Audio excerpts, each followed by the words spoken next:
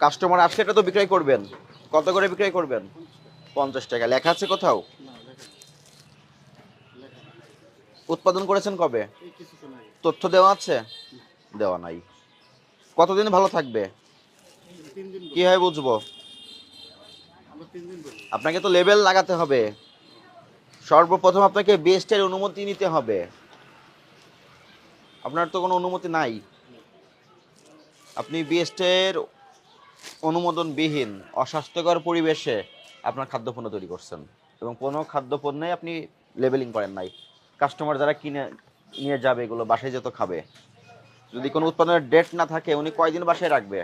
একজন মানুষ তো একদিনে খেয়ে শেষ নাও করতে পারে, 2 দিন ধরে খেতে পারে। এই তথ্যগুলো ম্যান্ডেটরি। ভোক্তাদের স্বার্থে তথ্য আপনাদের দিতে হবে, নাহলে তো আপনারা ভোক্তাদের সঙ্গে প্রতারণা করছেন। আরও পণ্য আছে, এটা বের করেন।